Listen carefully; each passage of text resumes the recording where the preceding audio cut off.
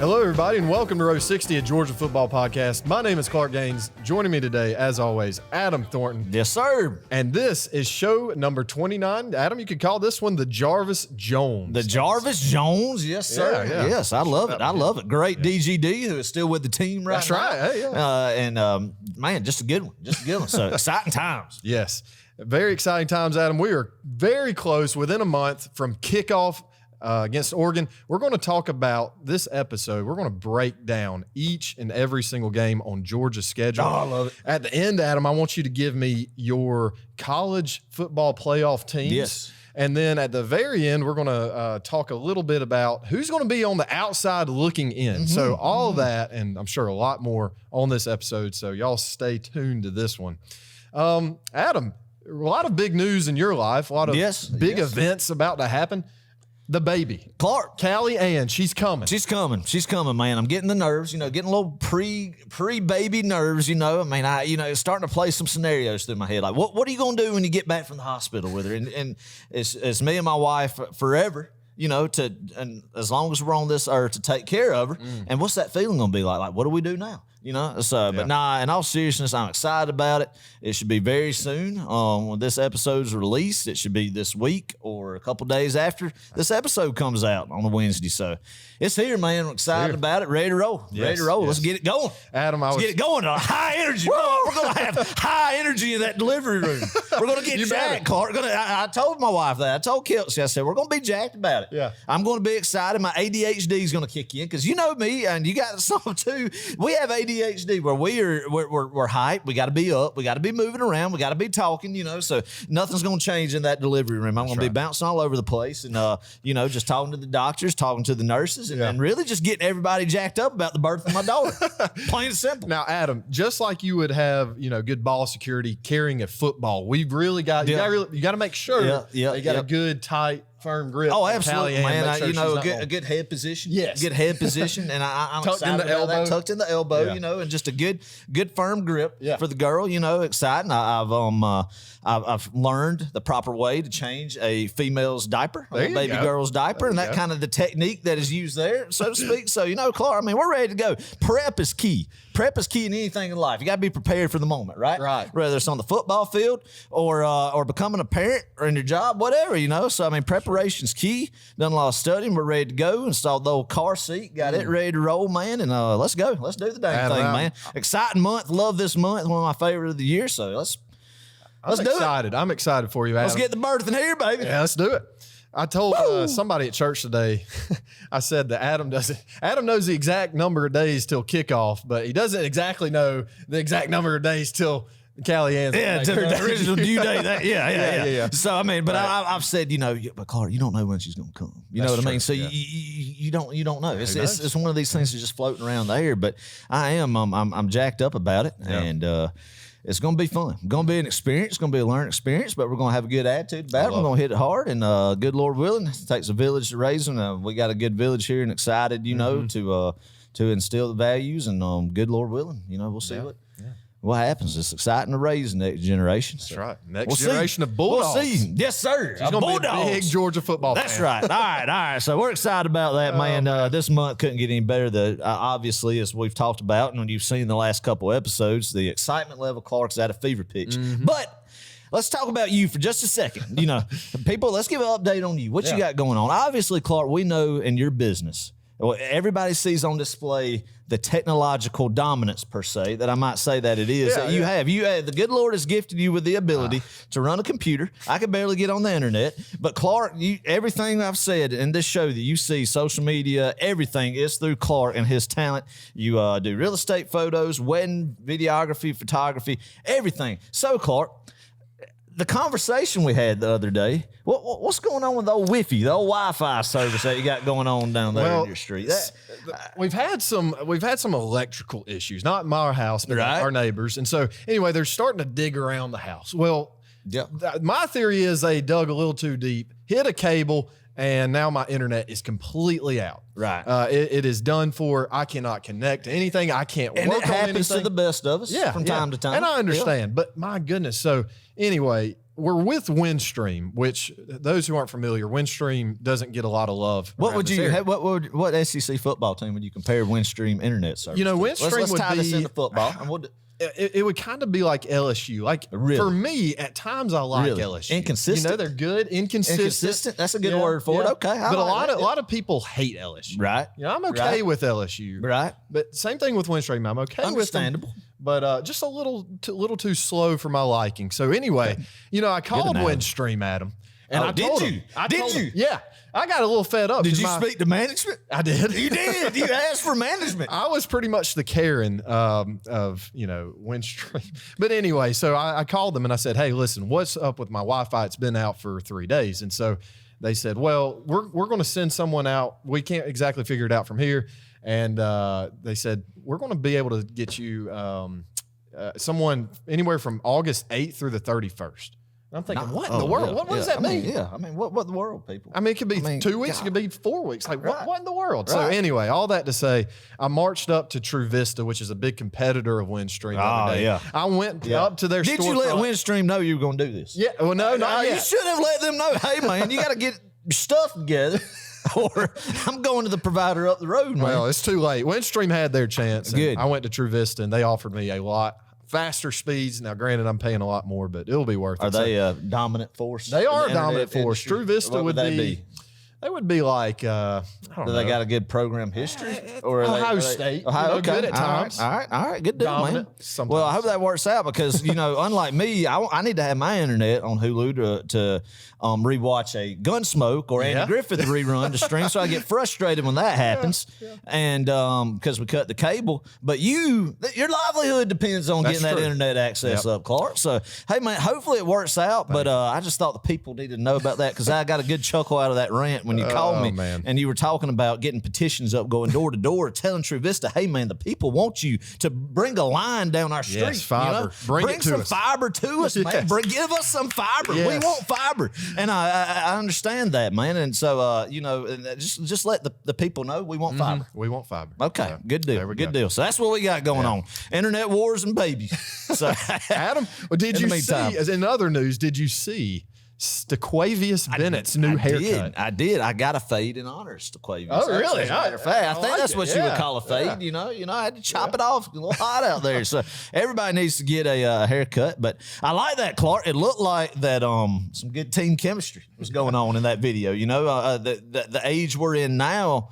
You get to see some social interactions via the Snapchat, the TikTok, the Facebook, the Instagram, all that kind of thing that is out there now. You get a little in-depth stuff. So that video of it, I liked it. You know, it looked like they were eating meal. And hey man, Stetson looked good in the preseason. You know, the camp pictures. You know? Right.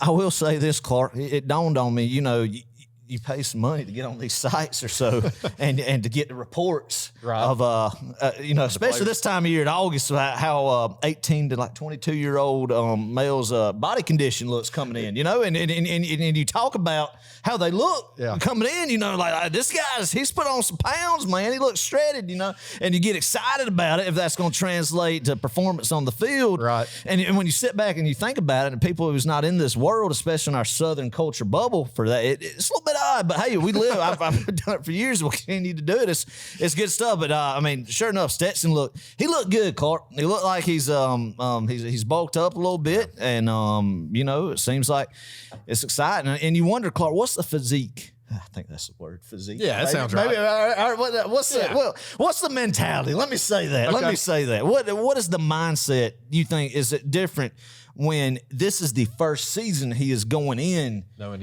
he's a starting guy? Now, obviously, you know, it's in sports everywhere that you never know when it's your time. You got to prepare like you're a starter at any game at any level of playing sports.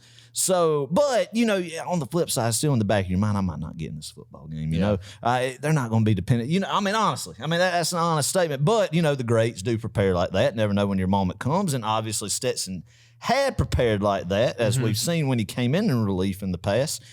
But it's got to be a different mindset and mentality when you're the man and you know you're the man, especially coming off the confidence of last season. Yeah. I think he's ready. I think he's poised for a bigger year than he was last year. All right, so let's transition a little bit. Let's transition. Adam, let's just go right into into the schedule. Let's just skip all the nonsense. This is big, Clark. This is when you know it's getting time. When it's preview schedule time. The last episodes, we just wanted to get cranked up back in the swing of things, knock off the rust of getting in the microphone. But now it's go time, Clark. Go time. Last year when we did this schedule prediction, we were thinking, hey, what if Georgia went to Indianapolis and won the national championship? Wouldn't that be great? We predicted. It was great. We'll drink a 42-year-old. Yeah, if we do it. If Georgia does it, and I'll be dang. What happened a few months later? It happened. So, you never know what you're going to get in these season preview schedules. But that's what's the beauty of college football is, man, is discussing the what ifs, discussing the scenarios, discussing the environments you're going to play in. What's this team going to be like in late October when we play them? Or, what injury is going to factor into games? Or do you like this team playing them at this point in the schedule and the experience we'll have them or not? That's what makes college football what it is the excitement. I think for me, it's the whole month of August, just getting an adrenaline level built of just confidence. Yeah. And I've always been that optimistic Georgia fan and will continue to be. And so August is a good month. So let's do it, baby. All right. Go along. We're going to go game by game. We're going to give you a little bit of detail about each game. Yep. And then just a general brief summary, what we expect to see in each game. And then, we're at the end, like I said, we're going to talk about what 4 teams are going to make it into the playoff and why we think those 4 teams will. So, love it. First off, a very big matchup in Mercedes-Benz Stadium, September 3rd versus Oregon. This game has been circled on quite a few Georgia fans' schedules for quite some time, and for Oregon fans. I think Oregon's ready to play us. They're excited to play a very good Georgia football team. And certainly Dan Lanning is going to be looking forward to this game more than probably anyone else. Getting to play against his former team, against his former defense. A lot of the guys he recruited will be playing against him. Right.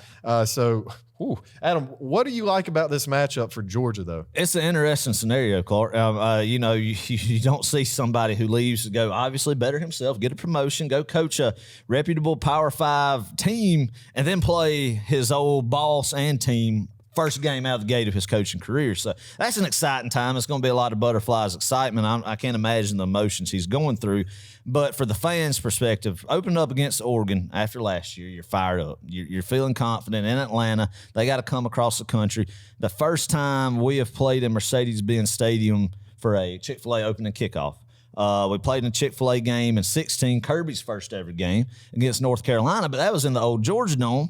We were slated to play one in 2020 before the COVID season the schedule went to all conference. That was going to be a Labor Day night game against Virginia.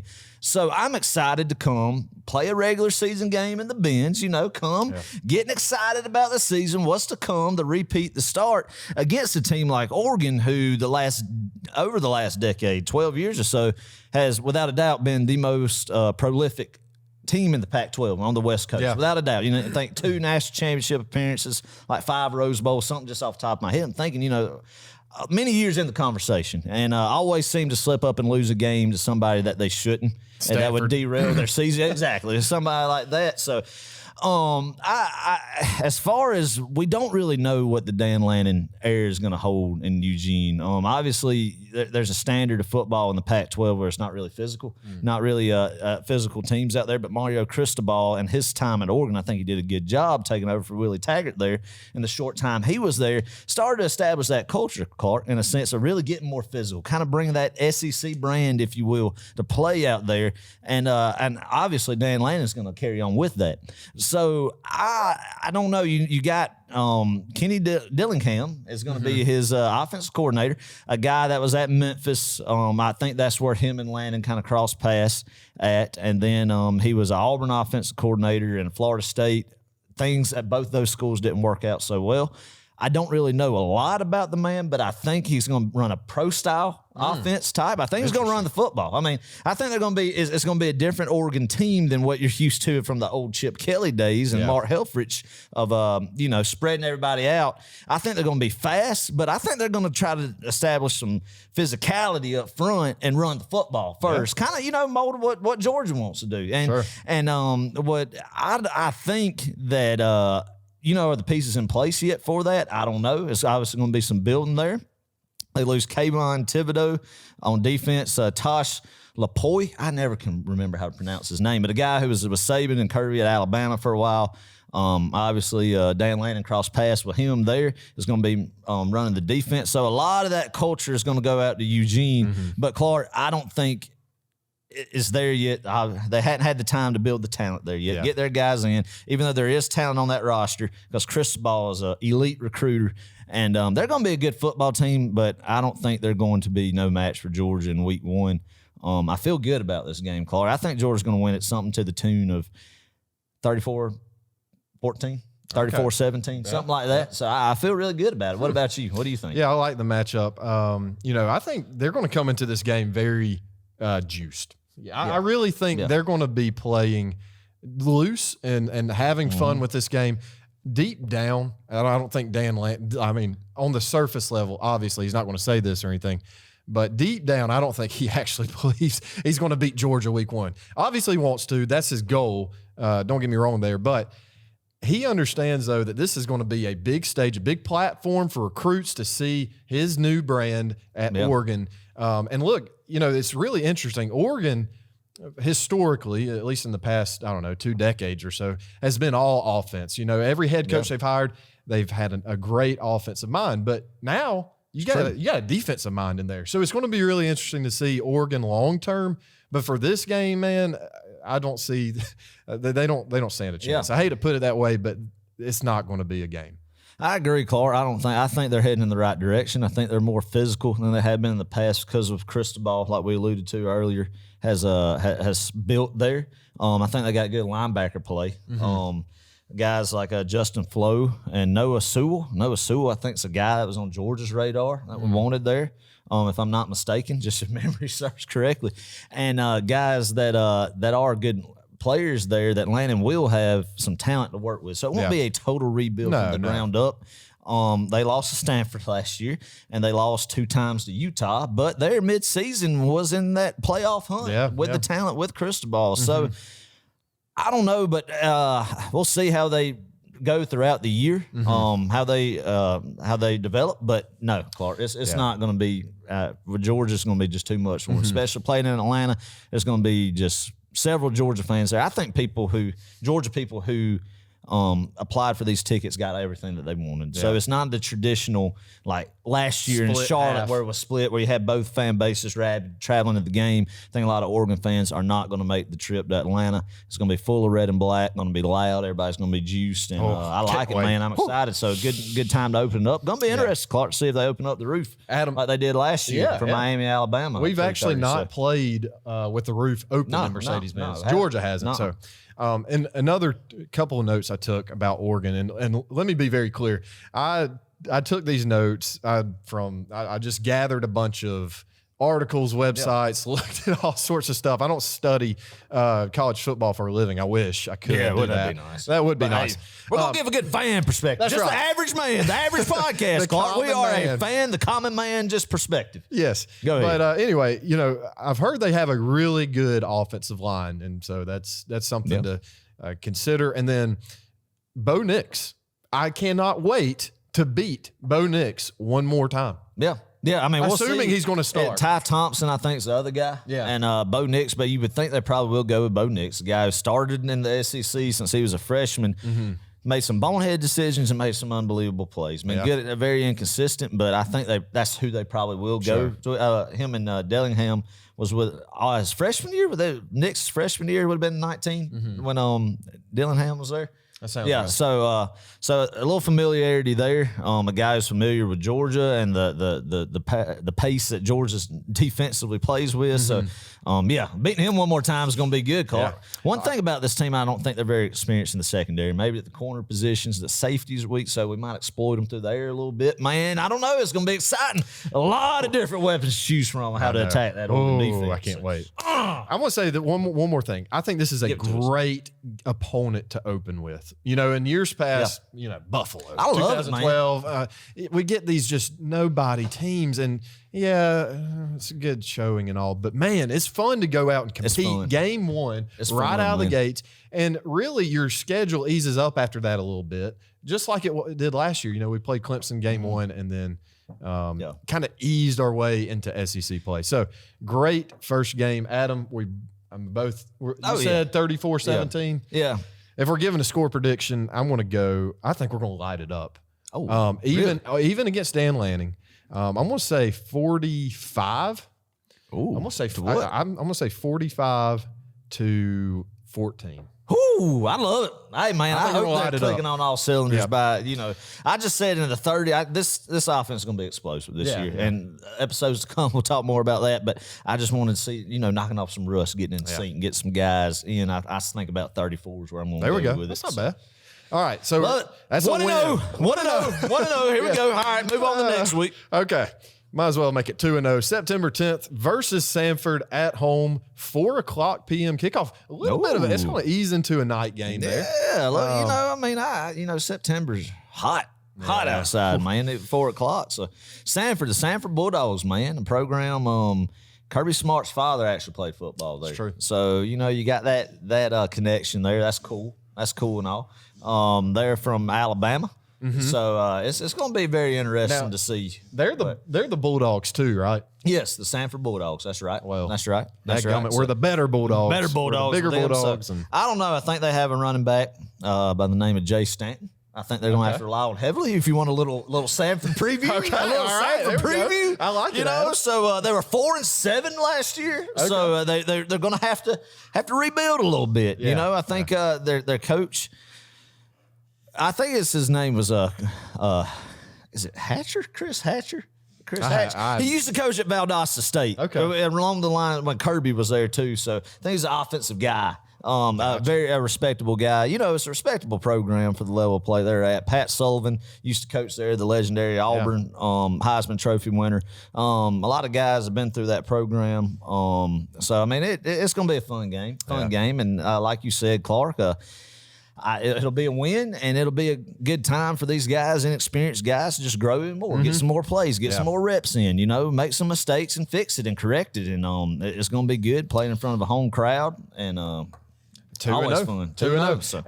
And one more thing, this is going to be a great family game. No, this is a family game. This is one that you bring the children and the women to. Like we have talked to a family game. This is the first one on the schedule. Not too many of them, Clark. I'll be honest with you. Not too many of them I would classify as one. Maybe one of two. We ought to go ahead and put the star right there for family game. Asterisk. Yep, put the asterisk there. That's what it is. That's what it is. Oh, man. All right. Well, the next game, September 17th at South Carolina, 12 o'clock kickoff, noon kickoff. I like Adam, that. This is not a family game. No, it's not. It's not a family game. This is a hostile environment. This is somewhere that you do not want to bring anybody that you love to. No.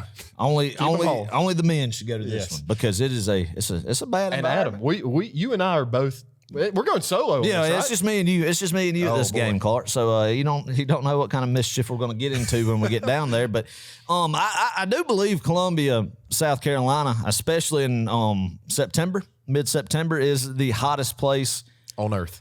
And I think there's actually some scientific proof, Clark. Oh, really? There's a corridor. Yeah. Some type of corridor in that area that traps some heat. Yeah. Trap some heat, so to speak. Right. I think there is. I think, I'm definitely. Wait, you're not kidding here. No, I really think there is some type of scientific analogy and analyst that somebody smarter than me can say that somewhere along that area in the state of South Carolina, heat I mean, there's nowhere for it to go. Right. All right. So it's contained. It's contained, Clark. So obviously, and then you add on Columbia, South Carolina. It's just all concrete. Asphalt everywhere. It's awful. Terrible. Bad experience in that stadium. We're crazy enough to go back. Yeah. But I like this in Nooner, Clark. I like this in Noon game. I mean, obviously, during Carolina's heyday from 2010 to 2014 when they won one SEC East title during Spurrier's reign, there were some bad memories there. That place got loud. 2012 specifically, that stadium rocked and rolled. Literally. 14 was a bad day there. But Georgia's going to win this game, Clark, and I think it'll be similar to what we saw in 2018 against Will Muschamp. And then when old DeAndre Baker set the tone with that interception, that pick six. So, I don't know. I think it'll be along the lines of 41, 21, 24 maybe. Wow. I don't know. I really don't know. There's a lot of question marks with that Carolina team, Clark. Yeah. I mean, we've talked about Shane Beamer's got them heading in the right direction. You've upgraded your talent at quarterback. Spencer Rattler is a good quarterback. I mean, it's definitely better than what they've had there and what we've seen in the past there. So how are they going to gel? How's the supporting cast around them going to be? The stadium's going to be rocking. Yeah. Even though it's a noon kickoff, it's still going to be loud, still going to be a hostile environment for some of our young guys to go into the first hostile environment they'll be in. Even though Oregon will be a big game, but this will be the first time that it'll be hard to hear during snap counts and everything. And it'll be interesting to see. This is a big game, big test. Carolina's got some hype, but Georgia's going to win this football game. Yeah, I'm with you. This is really the most excited I've seen South Carolina fans since 2012. That's good. Yeah, that's good. Yeah, that's good. But they do have a good football team. Just from there are certainly some question marks. I don't know exactly what's going on with their defense. I don't study these teams, but from what I've read and from what I've watched, Spencer Rattler, I think he's getting a clean slate at Carolina. Yeah, I think he's going to be pretty good there. Yeah. I don't want him to be, but I think he will be. And he's shown some inconsistencies at Oklahoma. Some would say, but he's got some good talent. Yeah. But and I don't know. Maybe I'm completely wrong. I mean, it could be. I mean, it's definitely going to be better than what has been there in the past. Sure. But which isn't saying much. But you go from Lincoln Riley, who's one of if arguably the best offensive coach in college football, but up there in the conversation. Let's just say that in the conversation, Clark, to Shane Beamer. Well, yeah, I understand. But I agree. I don't know, man. It's such a question mark that we'll see, and it's going to be exciting to find out. And it makes you wonder about Spencer. Was there too much pressure on him at Oklahoma? And here, Carolina, nobody's talking about Spencer Rattler other than Carolina fans and SEC Network. That's about it. And he had Caleb Williams nipping at his heels. Man, right. I don't know. I mean, we won't know that, but it's heading in the right direction for them. I don't think they'll beat Georgia. They'll definitely beat somebody that they shouldn't this year, but I do not think it'll be Georgia in week 3. Yeah. Man, Clark, I just don't want to hear that rooster crowing, man. I hate that. Every time I hear that freaking rooster, it's cringy, man. I got a question. Talking about the two Carolina teams. Hold on. Right. Talking about the two Carolina teams here. What's worse, the rooster crowing in Williams-Brice Stadium or the tiger roaring in Death Valley? They're both terrible. Well, because we don't really have to experience the tiger roaring much, that rooster, because I associate that rooster to some bad memories. Some bad mememories some in that Ace place. Sanders taking it 70 yards. Yes. Or it's a pass interference call on the goal line when Todd Gurley was there. But I digress. I'm not going to talk about that. There we go. But, I mean, that... and they just go crazy. And then the 2001 Space Odyssey comes Sandstorm. up. And then they start waving their white towels. And you're like, golly, this is such a clown show, Clark. It really is. I will say, now, they do get loud. In fact, they do. And they're loyal fans. They are loyal fans. They could be 1-10. And that 12th game, they're going to be there. But Yeah. We're not.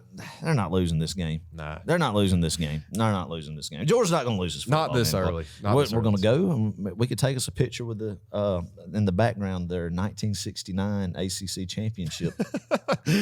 Or their 2010 SEC East. Do they have one of those? Yeah, in the they do. stadium, too? They proudly sport they? that in their stadium. I'll be dang. Okay. And Ole Miss has a 2003 West Division championship. Yes. They didn't even represent the SEC West in the title game, but they had a split, and by gosh, we're going to put it on there. All right, anyway. It's not as bad as going off of Arizona State's 19-something The Salad Bowl. The Salad Bowl. I mean, I thought it was a joke. I literally thought it was a joke. there's a Salad Bowl, man. I actually like a Salad Bowl name for a bowl, but that could be another episode. Yeah. Best bowl game Hidden names. Valley. Yeah, the Weed Eater Bowl. I love the Weed Eater Bowl. That was a classic. The Poland Weed Eater Bowl, wasn't that it? I don't know about that. That's a classic, man. Oh, man. All right. So we're 3-0 here. Both of us agree we're 3-0 at this point. Moving on to the next week, September 24th. Another family game. Another family game. This is the last of the family games on this slate, really. Yeah. Oh, well, maybe one other. Yep. Kent State, 12 o'clock kickoff, September High 24th, noon, baby. in Sanford Stadium. I have no info on the Golden Flash. I have actually done a little research on the Golden Flashes of Kent State. What do you got? Well, they're out of the MAC conference. I love some action, man. The season gets rolling. You get some Tuesday night action, some Wednesday night action, man. When you're just looking for football in the middle of the week, the MAC's always there for you. That's right. You get to see Toledo versus Akron, Bowling Green versus Western Michigan. I mean, it really gets you jacked. Northern Illinois, the big dogs of the conference. Let me tell you about the Golden Flashes of Kent State.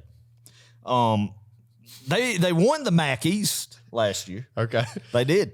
They won it, and then they got smoked in Detroit in the MAC championship game by Northern Illinois, and then they lost their bowl game. So they ended the season on a skid. There, it goes to 7-7, but they played 14 games. Clark, That's respectable. The season preview. I think they're going to be tied first to finish in the MAC East with the Miami of Ohio, not Florida, Ohio, home of Ben Roethlisberger, Red Hawks, tied for first, but.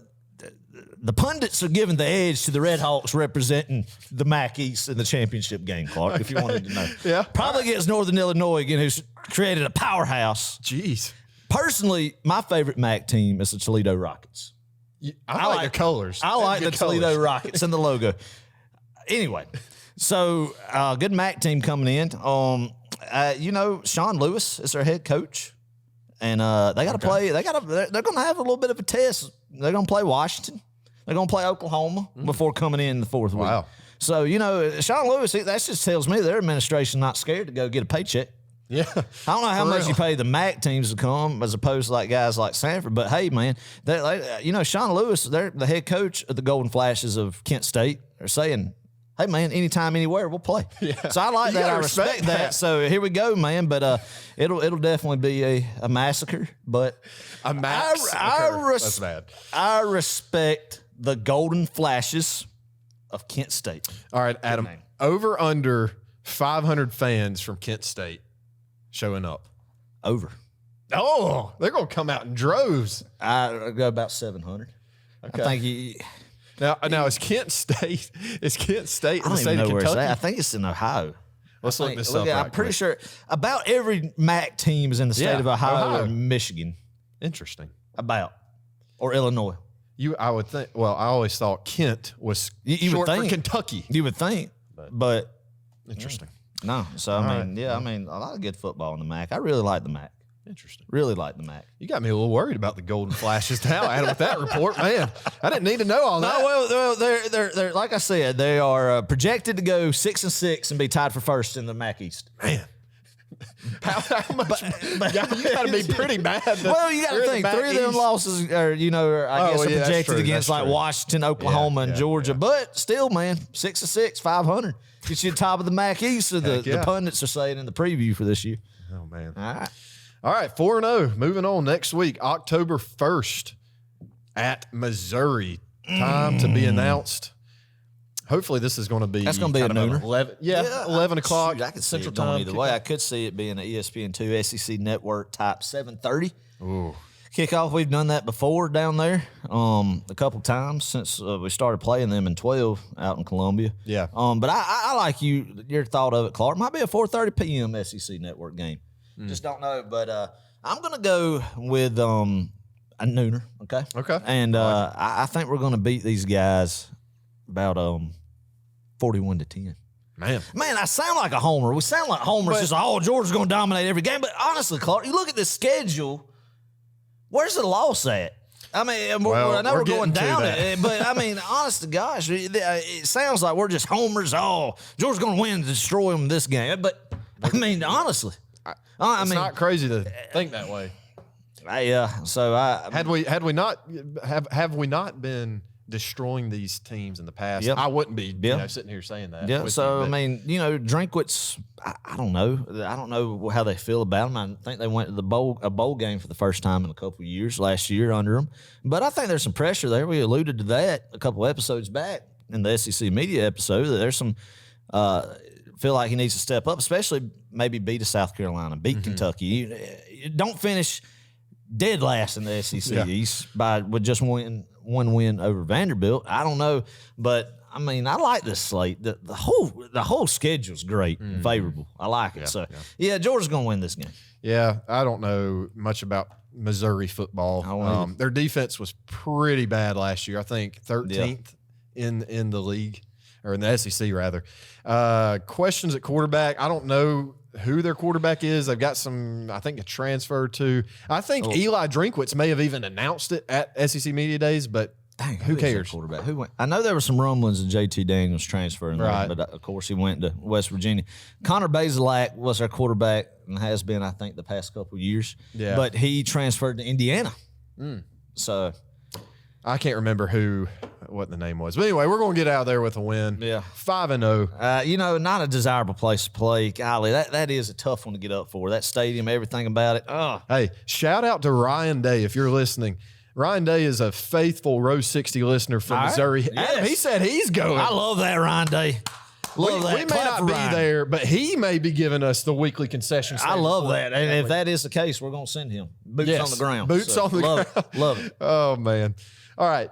October 8th next week versus Auburn. Time to be announced. I could only imagine, Adam, this is going to be a 3:30 kickoff because Alabama A&M is going to be that night. Yes. So hopefully a good 3:30 game, CBS probably. Hopefully. Right. It will be the CBS doubleheader. They will slate that. And I'm like you, Clark. I do believe it'll be a 3:30 slotted game. And we'll get the B team from CBS coming in, and that's fine. That's exciting. It's a weird feel for Auburn this year because not a lot of people are talking about Auburn on the schedule. I still haven't gotten used to playing Auburn this early in the year, and a lot of question marks obviously in Auburn. It's hard to believe that people are predicting them to be dead last in the SEC West, Clark. A mass When's exodus. the last time that's I don't know. Projected? I don't know. But there's been a mass exodus of players transferring out of Auburn. Obviously, the offseason talk we've talked about. Morale not good on the Plains. Yeah. And then the TJ Finley news coming out, a guy who was battling for the starting quarterback spot. Got to deal with Amazon and then next day. But, I mean, Clark, if you think about it, it's a little bit nerve-wracking. The last two Auburn quarterbacks who have gone down that road and have had some trouble have played in national championship games. So I hope that trend does not continue. Hope that trend does not continue. But anyway, and you're referencing Cam Newton and Nick Marshall. That's right. Oh my gosh. So that's a good point. I don't know. So I mean, you have to think though at this point, and probably even if that didn't happen, Zach Calzada will be the guy. Really not a good choice either with him or TJ Finley. TJ Finley is like a statue back there. Calzada, I think, had one great performance against Alabama. And the other ones, I think, were very pedestrian. Even though so, I mean, not a lot of flashiness there. I don't know, Clark. I mean, is Calzada an upgrade over Bo Nix? No, I don't think so. I don't. At least with Zach Calzada, you get consistently decent. I mean, who knows? Right. Maybe they turn around in Auburn. I don't see it this year. They're going to get destroyed in Athens. Yeah. And the reason I say that is for one. I have one reason, and they just play terribly in Athens, Georgia. They have since about 2005 when they beat us. But, man, I just think it's going to be a fun game day experience for anybody that wants to go to that game. That one's going to be a heck of a ball game. In terms of we're going to dominate that football just game. the feel that everybody has for Auburn. We don't like Auburn. Right. I don't like Auburn. You don't like Auburn. All of God's children do not like Auburn. Yes. That's exactly right, Clark. Man. I don't care how big of a game it is, what their record is. They'll probably get beat by Penn State before then. Hopefully they're coming in low morale. And, if they're coming in low morale, you just kick them even lower. Yeah. Because they're Auburn. This circumstance, yeah. And we do not forgive them for what they did in 2010. Or 2013. Yeah. Anytime. Sore subject. There. I just I don't like Auburn's chances this year. I think Harsin will get canned. I don't even think he'll make it through the whole schedule, Clark. Wow. That's a bold prediction. Bold prediction alert. Sound off the siren. Brian Harsin does not make it till the end of November. Now, Adam, you made a very bold prediction last year. I can't remember what it was. Well, you said Georgia would win a national championship. We did. There was something else you said, but I wish I could remember. Anyway. Yeah. So what are we sitting at? 1, 2, 3, 4, 5, 6 and 0. Halfway through the schedule, 6 and 0, Clark. I mean, all right, let's pause right here. Mid-season, feeling good.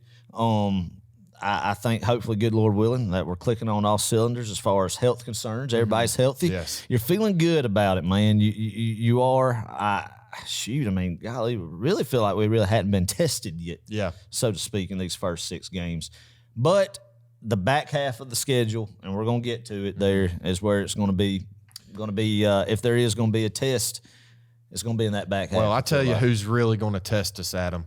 On October 15th in Sanford Stadium, it's going to be the Vanderbilt Commodores. Oh, the Fighting Clark. Watch out. Yes. He's already talked about it, that the whole world is on notice that Vanderbilt football is coming. Right. And, I mean, look, hey, man, I want some of the Kool-Aid they're drinking in Nashville. Yeah. We've already talked about this. There must be something special in that Kool-Aid. I've talked about my discretion for the Vanderbilt Commodores many a time on this podcast, Clark, but, hey, it is what it is, man. They robbed our seniors during the COVID year of a senior day, and they didn't come play us in Athens. And there was nothing else above that, but they were scared to come down to Athens. That's right. In my opinion. Yep. In my opinion, they were scared to come down to Athens for that game. But, hey, they got to come to Athens this year, man. And I don't see how a game could get more lopsided than it was in Nashville last year. I don't think it'll be that lopsided because that was unreal. I don't know. That's 6-2-0, but I do believe this will be another shellacking. Clark Lee's going to have to wait one more year. Maybe when we go back to Nashville in 2023 is when they will be just, I mean, the prestige of the program will be at an all-time high up there at Vanderbilt. Interesting.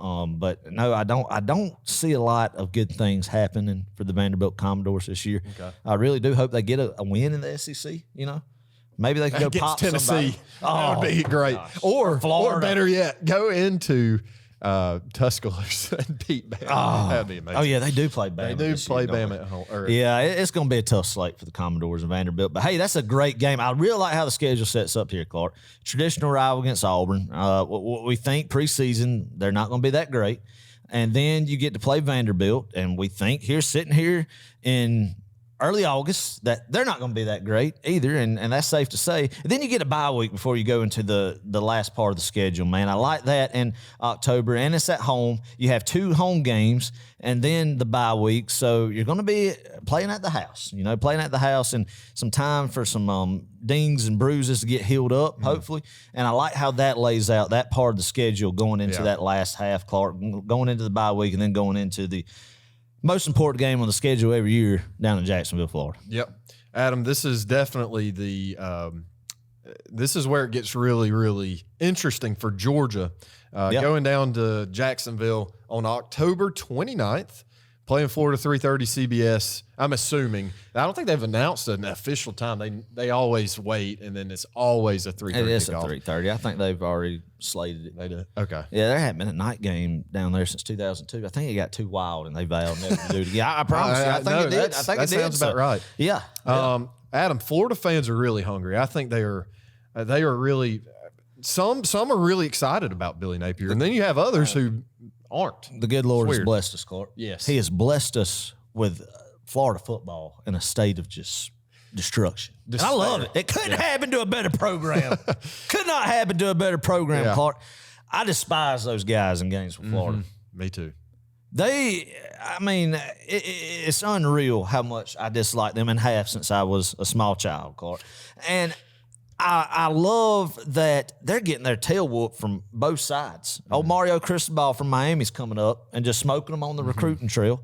Billy Napier was supposed to just rattle off the transfer portal, supposed to be the king of the transfer portal. We really didn't see that come to fruition, Clark, in the offseason. We didn't. I want a 2017 type beatdown in Jacksonville. Ooh. That was I wish they didn't score that touchdown there at the end. No. And could have shut them out. I'd love to get a shutout in Jacksonville this year, man. The question for Florida, though, is going to be what kind of quarterback Anthony Richardson's going to be. Yep. Is he going to be the hype that we heard last year? We heard it a lot. And you heard it a lot? Or is he not? So it's going to be interesting.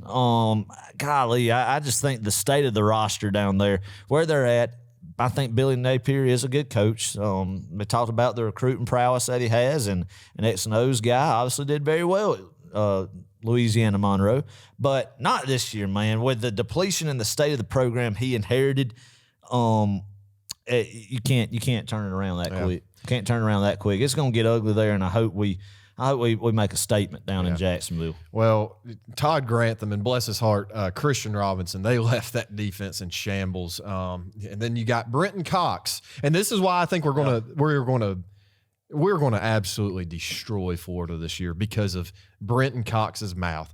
We live rent free in that kid's head. I mean, he can't get over us. But in all seriousness, I do think we're going to go in and smack them. Yeah, it's going to be a beatdown, Clark. It'll be a beatdown. And, I mean, obviously you don't know what's going to be going on in that time of the season, what key injuries that we have, where we're at that point in time, where the morale of the team is, where they're at, if they've knocked off somebody and building momentum.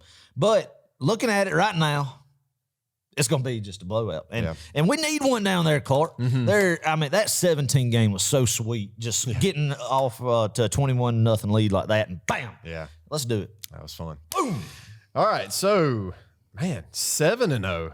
So, this is sounding an awful lot like a certain other season. Yeah. You know, where we won every game in the regular season. Yeah. Man, and you think about that. If this comes to the fruition, Clark, that's going to be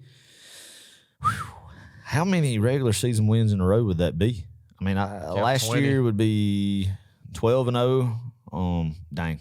We don't need no dead air, so I can't count out the 20. But it'll be up there. I think this would be. It would be over. It would be over 20 straight regular season wins in a row. Yeah. Well, it'd be 20. It would be over 24 if we. At that point. At that point in time is what I'm saying. When you're going into the Tennessee game. Okay. Leaving Florida. Yep. So 7-0 going into Tennessee. Not going into Tennessee. Going into the Tennessee game in Athens, November 5th. Time to be announced.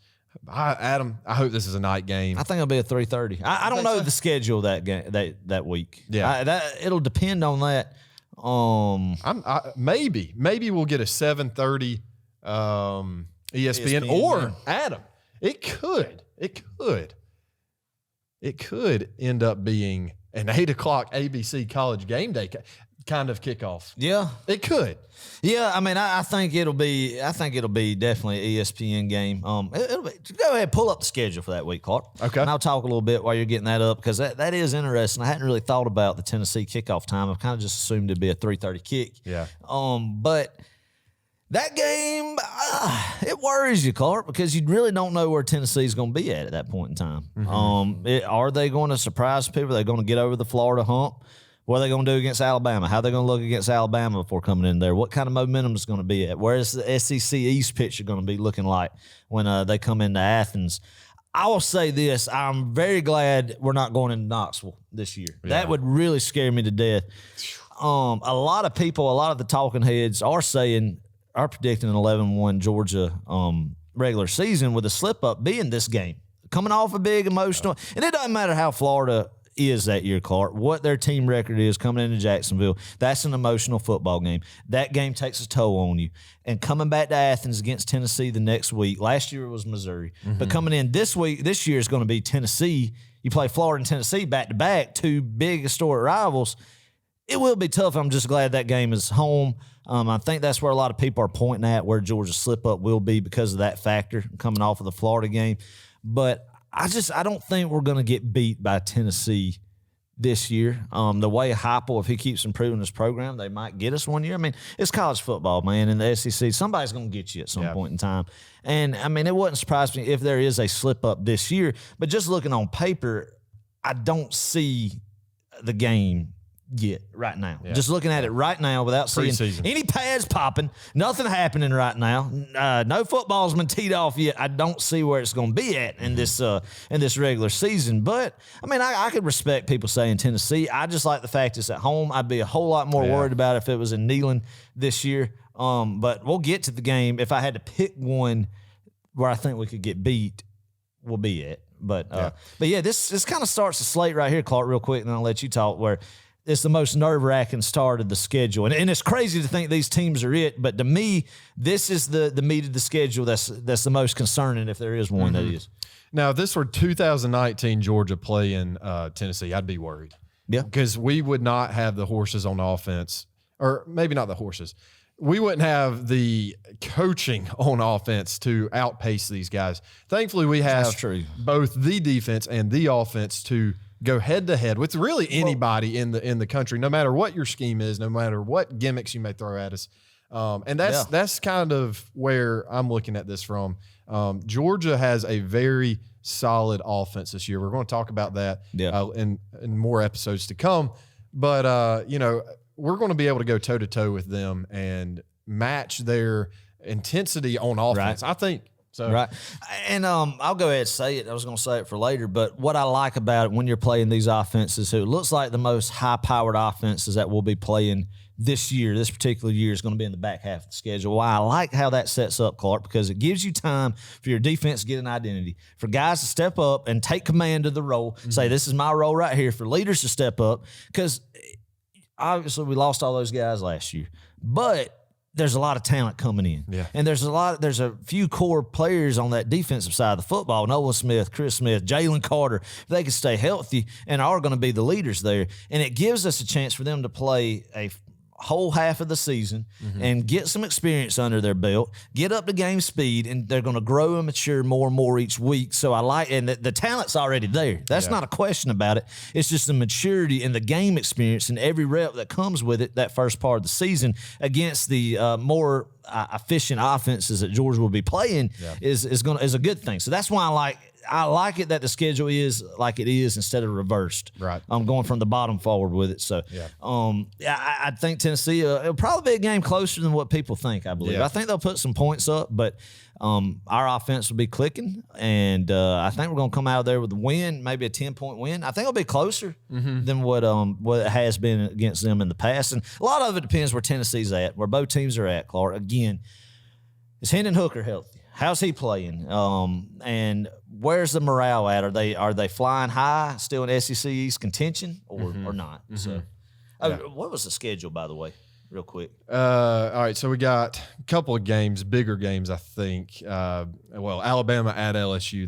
That'll be. I would imagine, assuming LSU's pretty good. That might be the. I tell you what, they might do a doubleheader. I tell you what they might do, Clark. Have they even announced the doubleheaders yet?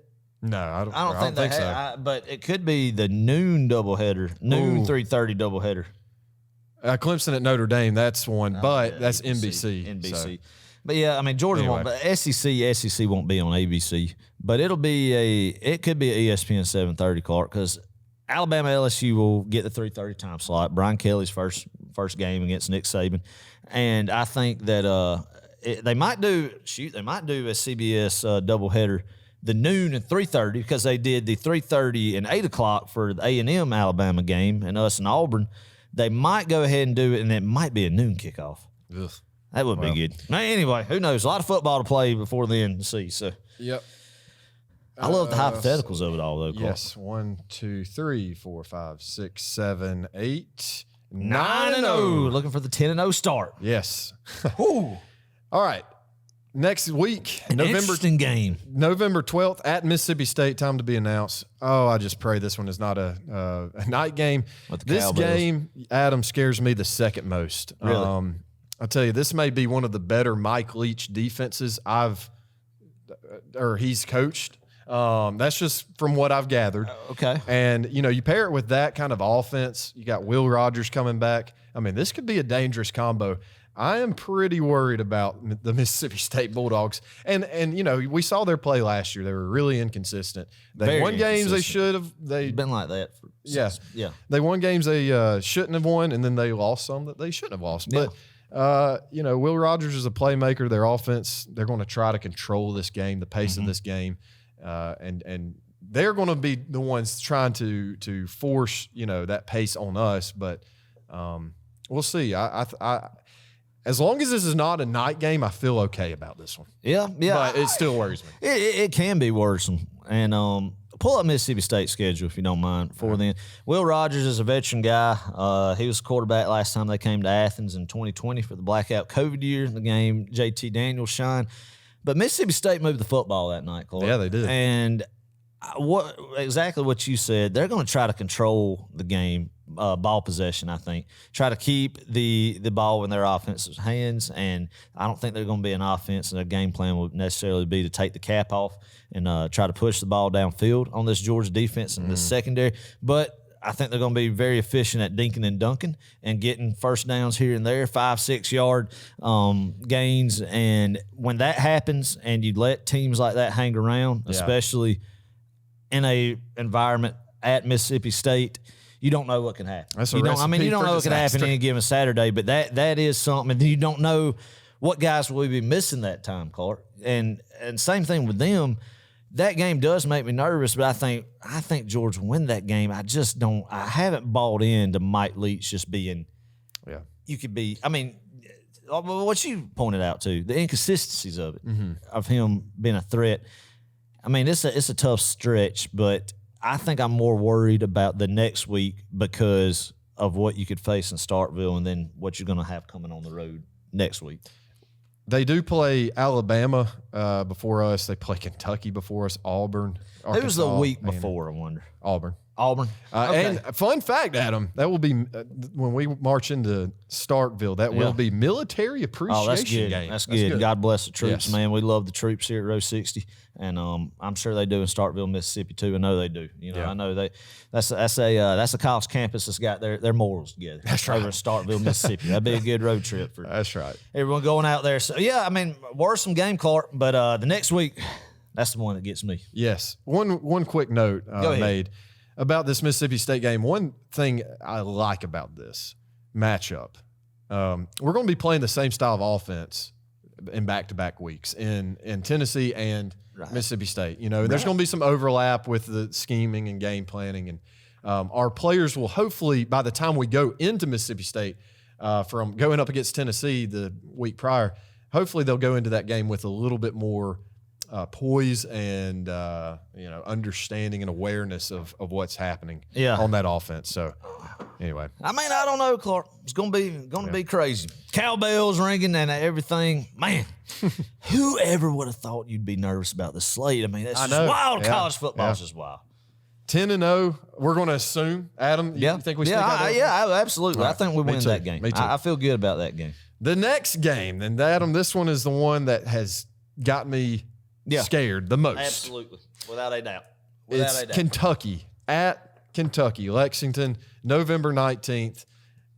I don't think I've ever been scared of Kentucky, even last year, even in 2018. I've never been scared of the Kentucky Wildcats ever playing them. Never. But this year, I got to be honest, they do worry me a little bit. If we're not healthy going into this game, Adam, if we don't step off the bus and play a complete 4-quarter game, we're going to get beat. And this is going to be the one loss. And this loss, it could potentially mean we don't make it to Atlanta. I know that sounds wild. And against Kentucky. Right. The next to last week of the regular season, and as wild as a position we've never thought of before. It's crazy. You think Florida, that's the big, and it always will be. But this stretch of Tennessee, Mississippi State, Kentucky, I mean, there's no argument that this is absolutely the most brutal stretch of the schedule, and I love the schedule. It favors us, but this is a tough stretch right here, and it just shows where those programs are at. But I think Kentucky is the one that makes me nervous the most. Like you said, Clark, if there is a loss on the schedule, it'll be in Lexington. Mark Stoops has built a great program from the bottom. I mean, from the very bottom, from when he inherited it in 2013 on up. And what I like about it, he's built a physical football team. He started from both a defensive and offensive line out, and then now he's getting skill guys in there. Now he's getting guys, when he brought in Liam Cohen last year to run the offense, an NFL guy, kind of opened up a little bit from what they had from Eddie Grand. Receivers are seeing that. They have transfer receivers coming in, playing with them, some talented freshmen coming in. Will Levis is a guy that's been highly regarded. I think what's going to set the tone for Kentucky's season is they go down to Gainesville in week 2. If they beat Florida, and they're going to get some confidence going there. And we'll see. Another big key game they have is in Oxford against Lane Kiffin and Ole Miss. I don't think they'll win that game, but if they do, I think a lot will depend on how I feel about this game is where we're at that point, Clark. Yeah. If Kentucky, if it is a 2018 type winner goes to Atlanta, and they're tasting it, man. And when Mark Stoops, who's built that program, not gimmicky, and he's not beat Georgia yet, he's bound to one time. I mean, that's just part. But I don't think it'll be this year. I think we will win that football game. Georgia will, but that environment will be insane. Yeah. And it'll be cold. It'll be freezing. I don't think we've ever played them that late. I think we've played them like a week before that, but I don't think we've ever played them the week prior to Thanksgiving. To Tech, yeah. To Tech. Wow. Yeah, I mean, just the environment in general. Once again, if we're not healthy, I'm going to be really worried. I know it's crazy. We're talking about what the environment will be at Kroger Field. but I mean, it's the truth of where we're at. I tell you now, they get kind of rowdy. I mean, it's enough they get rowdy. It's enough to be intimidating. I can tell you they're believing. I would say this is the most highly anticipated football season they've ever had in Lexington, and they're feeling like Will Levis is the man, and he's a player. But it all depends how they start their season, where they're at, because they easily could have 4 losses by then, and it's just deflated. Yeah, but I don't see that. It could be that this is for the East right here, man. But I mean, what I love about it, man, is now we have the place. Yeah, we're talking about it, but deep down, Clark, I'm at the point now where Georgia is to the point that this is where all the teams have their parades. Everybody, we've talked about it. Everybody gets fired up, thinking about the what-ifs, the celebrations if they beat Georgia. But now we're to the point, Clark, we go in there, like we used to look at Alabama when they came to Athens, like in 15. You get excited about it, thinking about it, and then you just get demoralized. That's what I love about where Georgia is as a program and Kirby Smart is now. It's going on the road in the SEC and just crushing just the shred of hope that these opposing fan bases have, like at South Carolina, like at Kentucky. And I mean, you have Stetson Bennett, who's seen every environment in college football, is going to be the guy under center. Do you think he'll be intimidated by the crowd at Kroger Field? Heck no, man. No. Heck no. There will be no intimidation whatsoever. And the experience these guys will have then, especially if they're undefeated with all the goals in front of them, they've already tasted it before. They're going to be wanting to taste it again. Georgia will win this football game, Carter. Yeah. We're going to sneak out of there with a close victory is what I predict. I think it'll be similar to 18. I think you'll win maybe 34-20 or 34-17, something like that. Yeah. So that's close. Well, no. For relatively speaking, I meant a close to like 2018. Oh, I see what you're saying. Game is what I mean. mean. I got you. Yeah. All right. Assuming we're 11-0, we should be 12-0 after talking about this one. November 26th versus Tech at home in Athens. The first time. Clean, old-fashioned hate. Clark, the first time they've been in Athens since 2018. Yeah. Because you didn't play out of conference team in 20. So went to Atlanta in 19, went to Atlanta last year in 21. So, wow, that's kind of odd. First time in 4 years. You made a bold prediction saying Harston wasn't going to end the season. I'm going to say Jeff Collins is going to be the nail in the coffin. Geoff. Not Geoff. He is gone. Look, Jeff. Paul Johnson coming into Atlanta in 2018 was the last time we ever saw Paul Johnson. And the same is going to be said for Jeff Collins this year. He's going. So, do you think he makes it? Does he make it to Atlanta? I think he somehow makes it. I mean, is there an interim guy? I don't know. We'll see. That's going to be interesting. You know, the Georgia Tech athletic director, Todd Stansberry, put out a kind of a call to arms, so to speak, of the guys on the flats, the fans, to get in Bobby Dodd, to come support this team. That everybody is not really happy with where the program is, and we understand that, right, Clark? So we understand that we're not happy with where the program is, but we still need to go support these guys. So basically saying, I need people to buy tickets or my job's on the line. Exactly. This sounds like a communist regime. This is like, It starts with recommending and being nice about it. But then they're going to start forcing these kids to show up to the games because nobody else does. They might need to take, and I meant to mention this during the South Carolina segment, Clark, they might need to take the approach of selling season ticket packages at Costco. Did you see that? Saw that. I wish this was Georgia football season tickets right here. I mean, I don't want the program to be at that point, but the price on the deals, man, dang. But can you imagine you go to Costco, get your home goods, and then you could go get you some South Carolina tickets in the upper west end zone. What was it? It was in the corner of the west end zone or something. And but you can't redeem those tickets for the Georgia game. I wonder why. Because maybe Georgia fans are going to come in droves like you and I, Adam, and we're going to take over that. Anyway, they need to go ahead. I mean, Tech fans, they need to go ahead and get them Tech. They need to probably get a special going. Yeah. Get a special going. You would think engineers could come up with a way to sell tickets. Golly. Well, that program is in shambles. We're going to absolutely boat race them. It won't be close. They won't score. I'll say that's a shutout again. Ooh, Another year. I love it. 12-0. We're just going to say it. Adam and I sitting here on this day, preseason. It's 12-0. We're going 2 straight seasons 12-0. I mean, God, this is just a great time to be a Georgia Bulldog, Clark. And that really is not a far-fetched thing to say. I mean, yes, we both say, I can see 11-1. I do not see 10-2. 11-1, but I don't know where to say it would be at. We kind of talked about it, but man, I feel like just a homer, Clark. Like one of these shows that's just nothing but rah-rah. I mean, we're all rah-rah Georgia, but no, Georgia can't be beat by anybody. Nothing but no, we're not with those. Seriously, Clark, that schedule, it's 12-0, man. Unless there's some unseen circumstances, some injuries or something, suspensions, turmoil in the program, something can happen. And that's why we love college football, because any given Saturday, you don't know where the ball's going to bounce, what's going to happen, what crazy stuff's going to happen. I mean, Kirby says, you're one Saturday away from humiliation or from humbleness. That's right. So I think, though, it's going to be 12-0 heading into the big part of the season. Postseason, baby. Let's talk about the big part of the season. The SEC Championship game, December 3rd, a week after the Tech game. Adam. Okay. Who are your 2 teams? I mean, obviously, it's Georgia gets in. Georgia's going to get in. Who's the other? This is going to be a shock, Clark. It's going to be Alabama. Oh, really? You didn't see that coming, No. did you? Another game against Alabama in Mercedes-Benz Stadium, Clark. Talk about some demons. Talk about some demons. Yeah. Let me ask you right quick, before we really get into the SEC Championship game, do you think Alabama also comes into the Benz undefeated? No, I don't. I think they will slip up. I think they'll be 11-1. And the reason I say that is I think the SEC West is that much better. And that schedule and that slate is.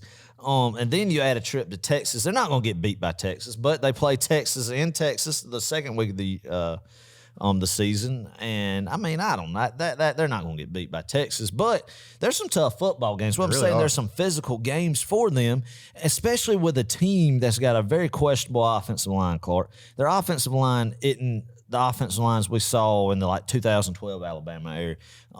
I think that's been the story of the offseason of the weaknesses of Alabama has been that. And you got Bryce Young, who is a great athlete, a great player. But Clark, I mean, you got to be honest, the frame and the stature of him as somebody who, if he gets hit repeatedly, you don't know what happened. You don't wish that on anybody. Don't get us wrong with that. But, I mean, just talking about breaking it down, what injuries will they have? Playing Ole Miss and Oxford, you never know what you're gonna get with LSU. I think they'll beat A&M after the offseason drama, but at Arkansas too. At Arkansas, Mississippi State. I think they'll drum them, but at Tennessee, I mean, you don't know. I think there will be one loss by them again. I think it's gonna be. I mean, it's just a mirror image of last year with everything, but I do think they will drop one. Wow. Yeah, I mean, I could see that. Yeah.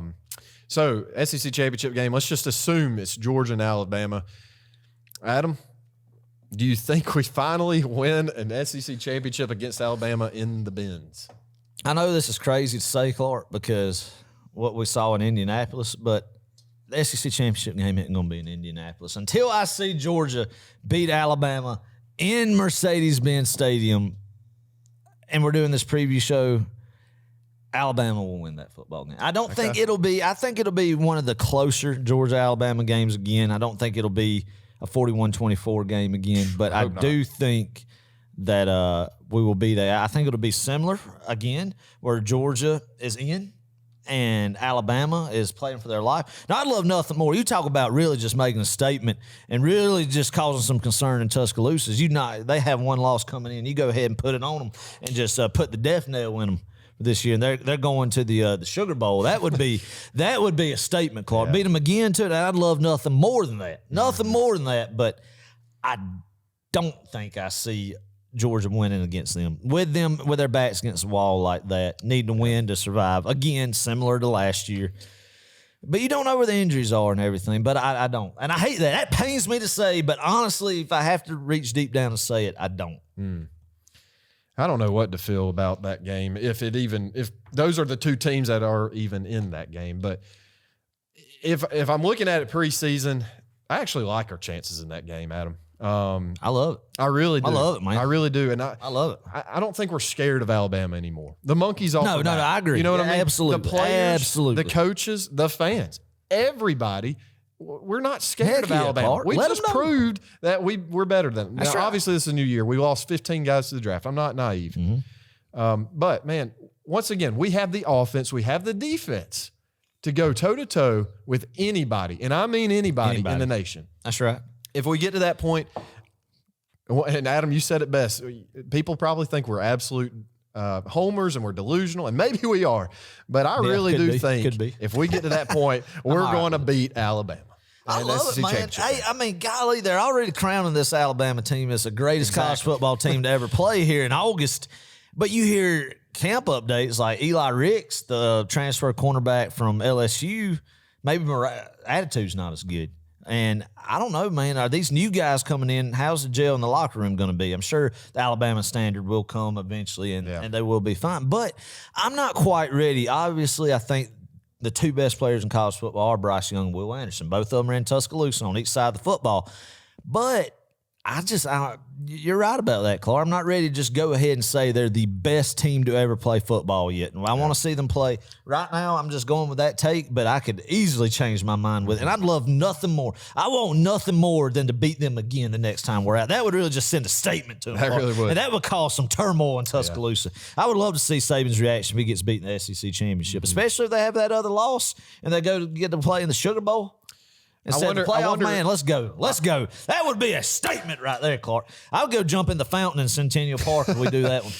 I wonder if Nick Saban will call this upcoming year a rebuilding year if they lose again. Yeah, if they lose again, it will be a rebuilding year. No, but speaking of Alabama, since we're just talking about them, Adam, do you think, are they in your top four?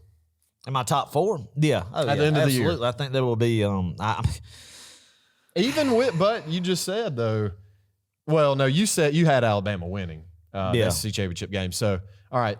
So, Alabama, and then we're just going to say Georgia gets in with one loss. So, both Alabama and Georgia, again. 12-1.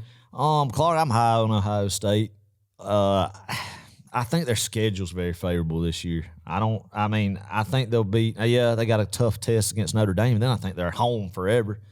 And I think they get Iowa, though. I do think their Western games are a little bit difficult. Maybe Iowa and Wisconsin. I don't know. They play at Michigan State, at Penn State. Yeah. So, I don't know. Their schedule, I take that back. I think it is a little bit difficult. But still, I think they're explosive on offense, even after losing some receivers to the draft. I think C.J. Stroud is a great quarterback.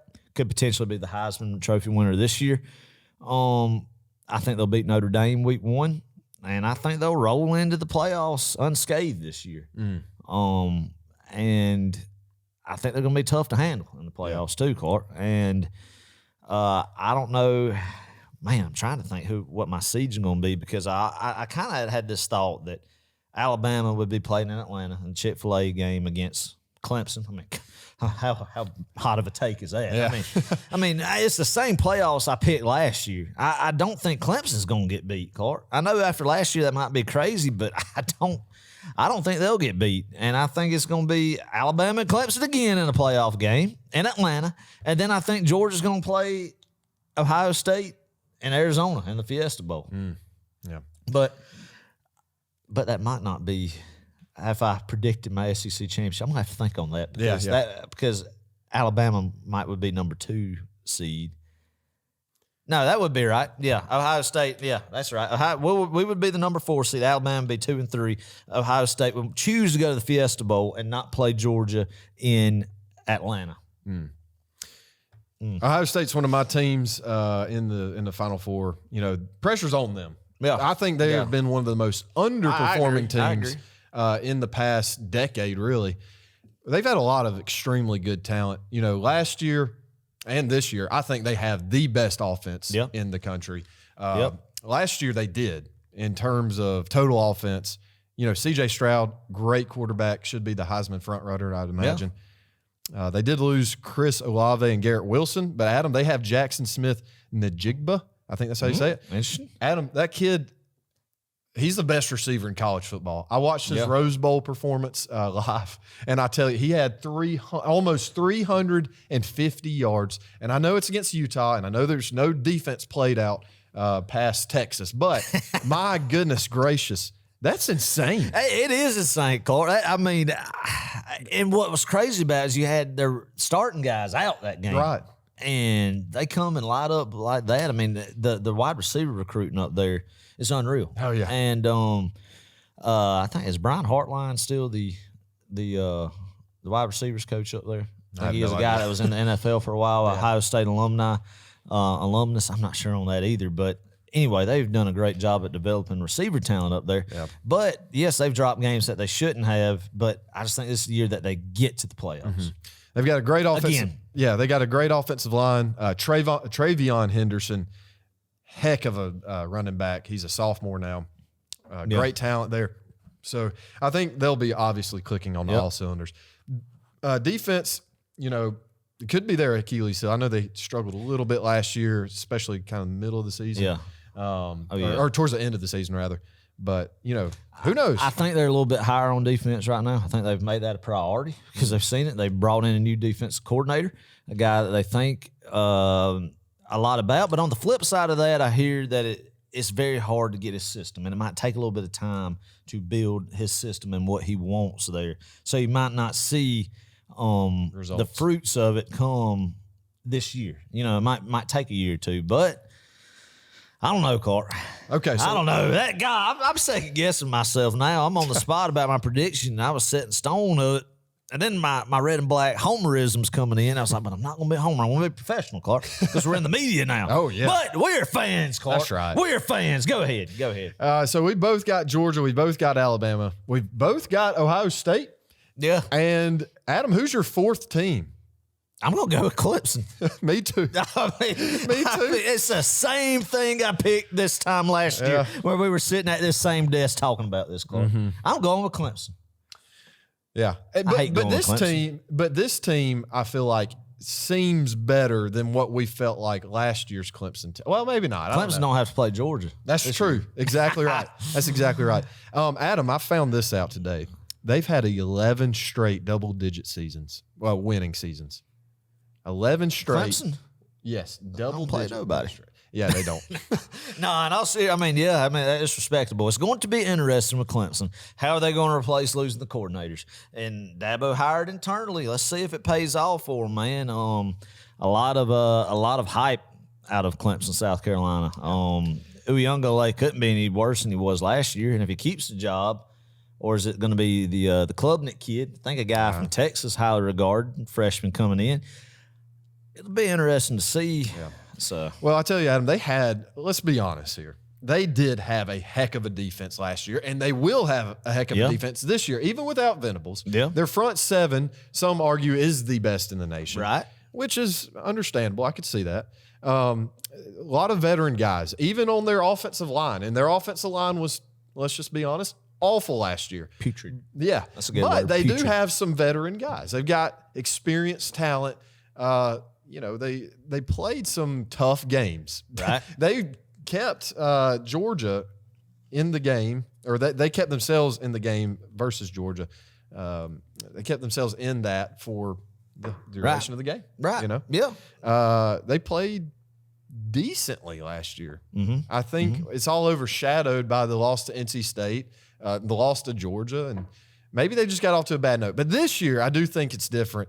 Offense, they've got a ton of talent, even after losing guys like Justin Ross to the NFL. Will Shipley, I think, is coming back. They've got some names. Oh, yeah, Shipley, he's a sophomore, I think, this year. So I think they'll get back to it. Clark, let's talk about it. Last year, Michigan was a surprise team. Nobody picked them in the playoffs, beat Ohio State, win the Big Ten. Is there anybody that you see out of the ones here the past handful of years, the generic Ohio State, Alabama, Georgia, Clemson's getting in? Do you see Notre Dame?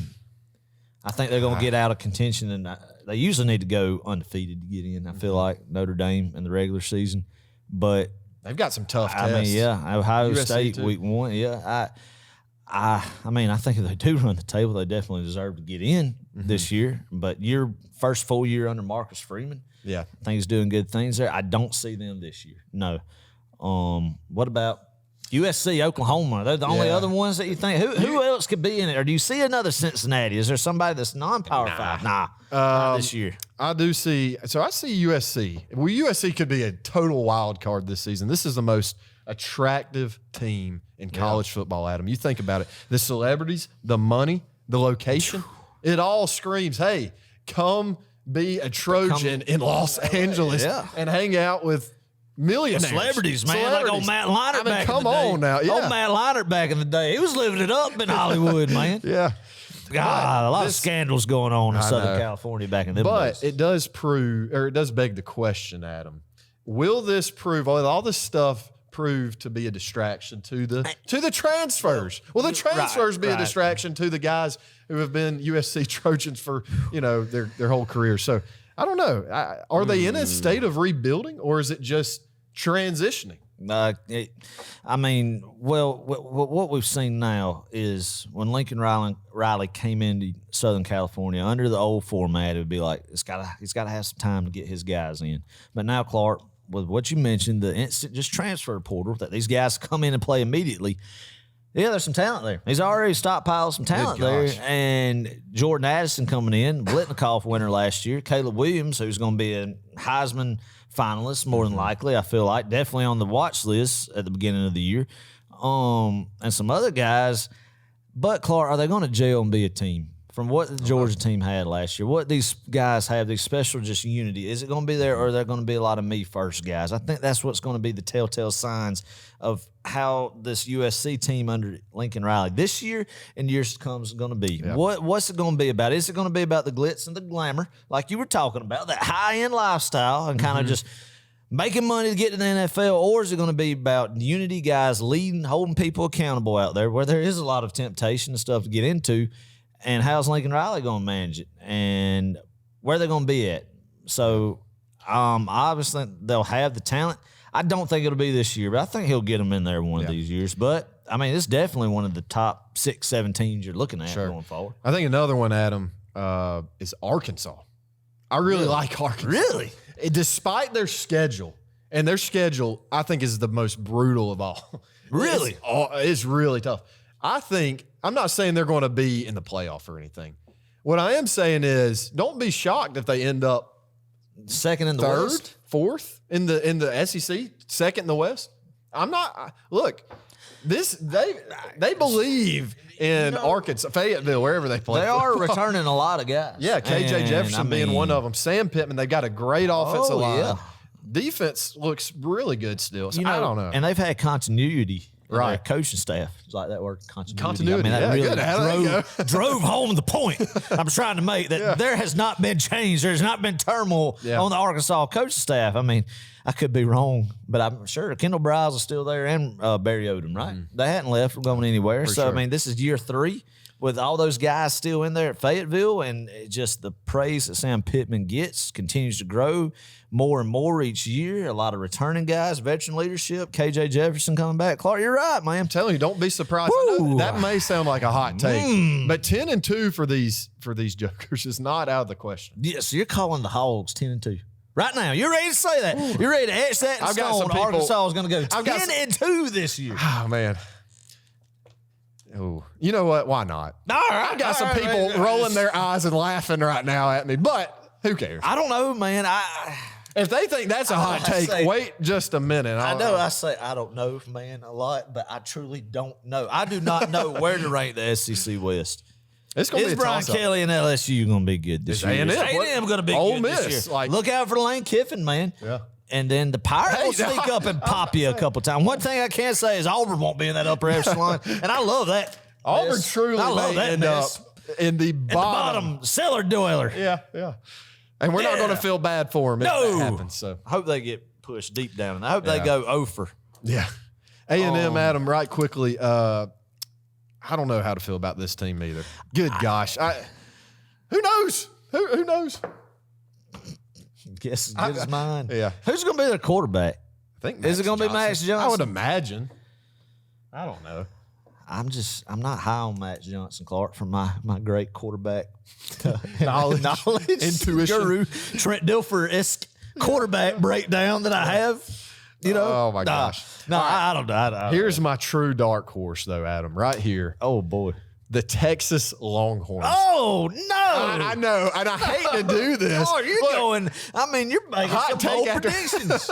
Hey, that's what this podcast is all about. Just being bold, being loud, and just throwing out. I'm telling you, you're going to talk about extraterrestrial life outside of Earth here in a minute. I mean, where you're going with all listen, this conversation. Dang, Texas, dang it, though, boy. this is an interesting team right here. Steve Sarkisian. Okay. You got Quinn Ewers. All right, this is a freshman. He hadn't even- I know. He hasn't even played a snap of football. Okay. The question of whether or not they're going to be good will hinge on him, I think. Quinn? Quinn. Quinn. They've got some amazing talent out there in Texas. They really do. The running back, And John Robinson. no, not Bijan. John. Yeah. Yeah. Sorry. But John Robinson, he's a Heisman finalist, man. He's a guy who can That guy- tuck right. the football. A little short, stocky back, man. Who just Yes. bulldoze over Yes. you. They also got Jaleel Billingsley from Alabama, which is a big pickup. That's a very talented receiver. I think they'll use him. Yeah, like a tight end hybrid guy. Yeah. I didn't realize he came on over. From what I gathered, too, Texas has been, or they struggled all year last year getting any sort of a pass rush. So maybe if that gets answered, I don't know. If they play some defense out there, they've got a team. I think they need to focus on beating Kansas first, Clark, when the Sarkisian They do. area. they do. They do. Nah. I mean, you're right, and it's gonna be fun to watch them play Alabama. Yeah. It's gonna be in Austin. It'll be a good measuring stick to Sure. see where they're at. Sure. But Once again, I'm not saying this team is going it's to make good. I it like into the Clark. Final It Four. brings up conversation, But man. don't be surprised if the Texas Longhorns end up, in the top 10 at the end of the season. Well, what we're doing is we're giving people some conversation to have at the local diner over breakfast, at lunch, at work, and in the schools and everything. Just stuff to contemplate about. I like it. Okay. All right. Okay. Any more teams, Adam, you got? Or? I mean, man, I just don't think any dark horses this year. I can't just see. I don't see Michigan being back there. Wait a minute. Hold up. Was the question originally what teams are like my dark horses for the playoff? Because if that's the case, then none of those teams. Successful team. Okay, I see okay, what all you're right, saying. yeah. I don't know. I can't think of anyone else that you hadn't went over. I think you did a great analysis so. there, Clark. I hope so. That was very, very, very, very Kurt Herbstreit like of you right there. Please. Really broke it down. Really gave us the finer details that we were looking for, and I like that, Clark. I like that. That just shows professionalism. That shows that we're maturing. Sure. There's some maturation on the show. I love it. No, there's not. There won't be. I love it. We're not going to be that way. No. But no, that's a good take. Yeah. All of it's true. All of it's good stuff. I mean, man. Well, first off, Clark, we did say who's going to win the national championship. Right. No, that's where we're getting to. That's where we're going to. getting Okay, Yeah. all right. So top 4. So we got Fiesta Bowl December 31st at either 4 or 8 p.m. like always, and then the Peach Bowl Atlanta, Georgia. Man, that's what I want. Come on now. Give us the big Peach thing. Bowl. That's the big thing, Clark. That's the thing you can get really excited about thinking about is, hey, man, when you go in there and you knock off Alabama, you eliminate them from playoff contention, and then you're getting that number 1 spot and you're choosing to go to Atlanta to play a playoff game in Atlanta, baby, from that first Give round. me the Dogs. I don't care who we play. If we're in Atlanta in the Peach Bowl, I we're get going. chill bumps just thinking about that, Clark. Look at them bumps right there coming on my arm. You really are. Chill bumps thinking about that, man.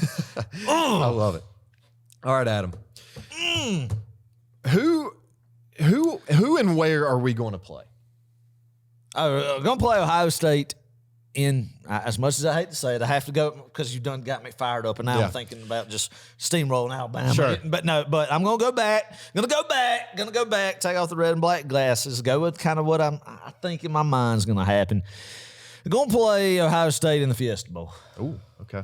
So that would leave Alabama and against Clemson in the Peach Bowl. That would be wow. Atlanta would be rocking. That would be wild. That would be wild.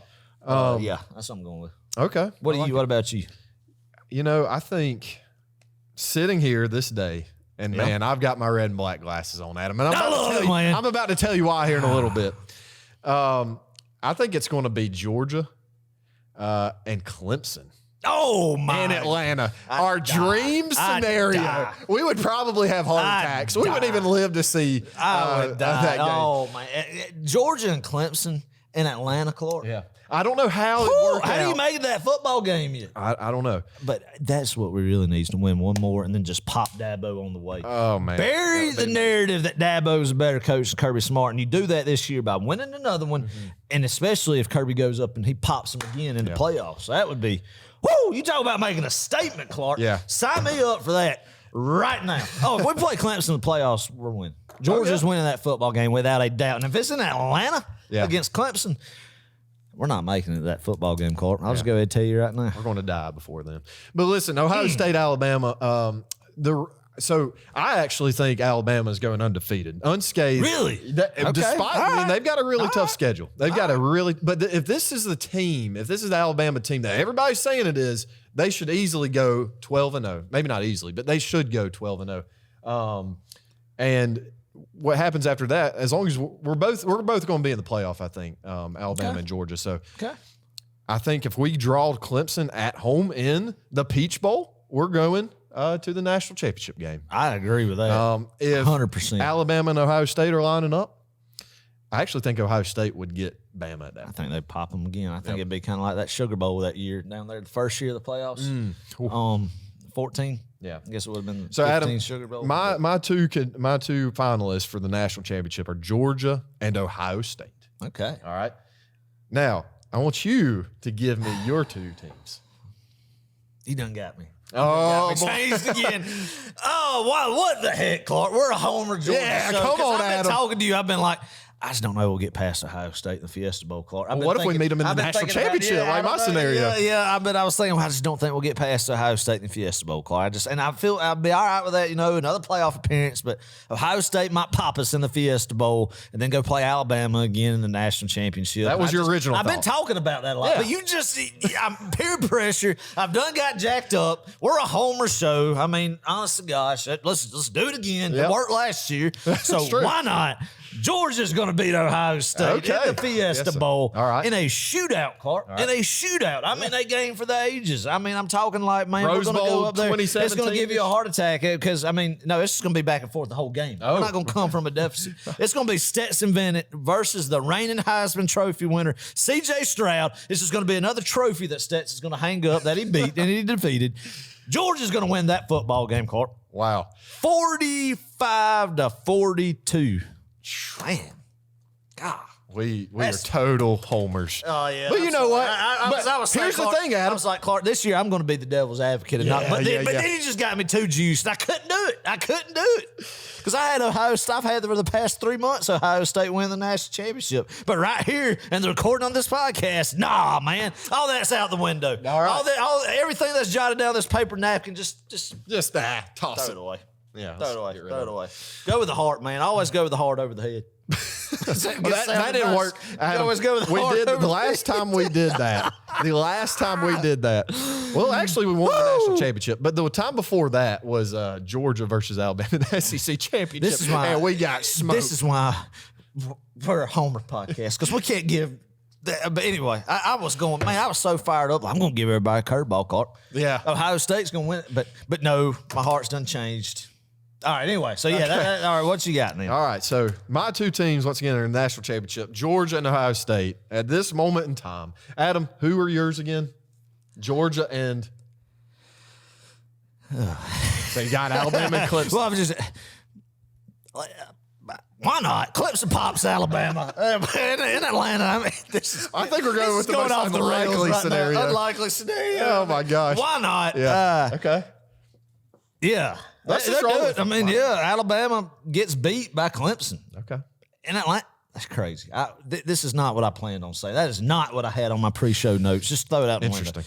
I guess it's on record. Georgia and Clemson in the national championship. Well, hey, if So it out of my works, heart, you're a I mean, genius. If it doesn't, which it's probably not. well, I mean, who wants to be the whole Alabama and Ohio State? It's just going to be Alabama and Ohio State. I mean, all these talking heads just talking. Let's mix it up. Let's have some fun, man. Yeah. I mean, we're not out here. Our livelihood and our paychecks don't depend That's on true. what Hey, we that's true. predict here. I mean, other people do. Other people's credibility out there with their YouTube channels talking Georgia football. That's their Yeah. livelihood. But right now, it's not ours. So what the heck? Georgia Why Clemson not? national championship. Let's go. Okay. Get it fired up. Game for the ages. A dream. A dream. Dream. That A really dream. would be. And beating them. They're not beating Alabama though. But I'm going with it anyway. Golly, All right, we're where going do to we toss do your this? scenario, all right, Adam. All right. Just go with yours. Go with Okay. yours. Let's set that play for mine Tuesday. just for a Let's second. go with yours. Yeah. Georgia, Ohio State. Now, Heart this got a hold of I me. really do think this is a very likely scenario. And look, once again, Alabama, highly touted. They're going to be the team this year everybody's talking about, but somehow, some way, they're going to get knocked out in the playoff. That's just my prediction right here, right now. Ohio State's going to smoke them. They're going to beat them. That's going to be the shootout right there. That would be a heck of a game. I'd love that. I'm sorry. Go ahead. So it's Georgia, Ohio State. This is, talk about a game for the ages. This is going to be it. It's going to be a back and forth battle. But Adam, we're going to repeat. We're going to repeat this year. And I'm calling it right now, right here, August 7th, 2022. man. The Georgia Bulldogs will repeat. Boom! It's going to happen. Oh, my. I've got this Pandemonium. weird feeling. And in fact, it hit me in the shower the other day. Burn down Los Angeles. To the ground. And look, people are laughing. People are rolling their eyes. People are sitting there right now. I can just feel I it. can see the YouTube Oh, I comment know. of the guys saying that y'all are just delusional homers, don't know what you're talking about. And we might not, but Well, here's But the it's- reason. I've got some reasoning. heck yeah, Clark. Bring got a facts. list. I've got a Bring bullet facts. point Bring list. facts. Oh, man. Bring All right. facts. All right, give Here's it to a us. List fact. them Right. all, Here's man. fact List them all. one. All right. Fact one, Adam, we are a good football team. Dang Despite right. the talent we lost, all 15 of right. those guys, we appreciate them. We love them. Yeah. They will be highly revered in Georgia football history for the rest of Lord, time. God They bless will. them. But the guys who are stepping into their shoes, we're going to get into this next podcast. Yeah, Adam. yeah, we are. Yeah, we Next are. episode. Deep in it, baby. I'm telling you, these guys are hungry. They are ready to go.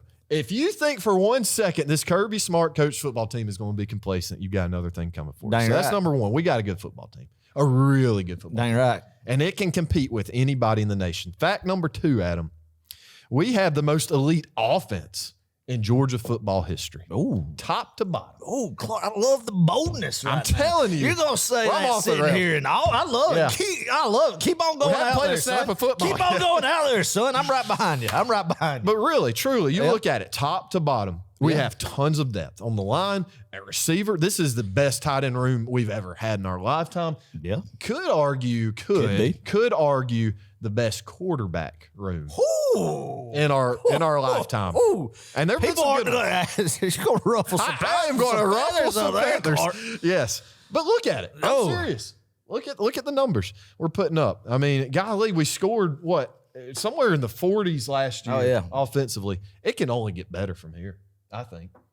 So It could get better than 40 per game. I would hope so. I would hope so. It's going to get better than 40 points per game average. Yeah. It really. Yeah. So All right. I like it. Not I like by it. much. I Not love by it, baby. I love it. Keep rattling them off. You're doing good. oh man. Gonna push this microphone. Keep going. Yes.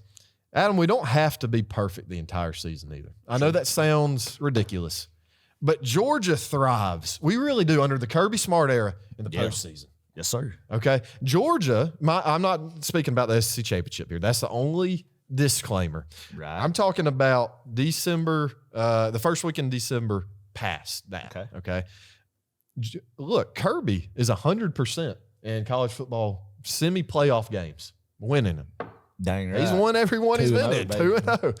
I mean, not a lot of 1,000. Yeah, not a lot of volume there, but yeah. But, that's promising. Yeah. And hey, he's 50% in national championship games. Once again, only played in 2. But I'll take those odds. Give me those odds, Adam. Give it to him. I like when you throw numbers into the equation, man. They're not very numbers. That's impressive, but numbers are good. Numbers are good, and I like it, Clark. Well, and hey, look, and it's not impossible. I think the mindset that people have right now, especially Georgia fans, is, well, Georgia made it to the national championship game, so we can't make it next year. That's ridiculous. No, it is ridiculous. When you establish a dynasty, you become one of the top 3 programs currently in college football, or top 2 programs in college football right now. Then I'll be dang, man, it can happen, and that is what elite recruiting does, and the foundation that's been built. Just keep building to it, man. And you know what, Clark? You know what I thought about, man? We thought this whole offseason, it's going to feel different this year. And we're going to be relieved, but is it going to be as exciting? Because you got that mountaintop. Heck yeah, it's going to be just as exciting. Because it's time to go make an even bigger statement. Exactly. And Kirby's going to climb up the ladder, just sniping people to that very top rung, past Dabo, everything, and just show that Georgia is a dynasty and is an elite program that is here to stay with a young coach like Kirby Smart, man. Fire it up. Yeah. Fire up the hype machine, baby. Absolutely. Let's do it. Why not? Hey, once again, it worked last year, so why not do it again? Somebody's got to don't work. If it ain't broke, don't fix it. Exactly.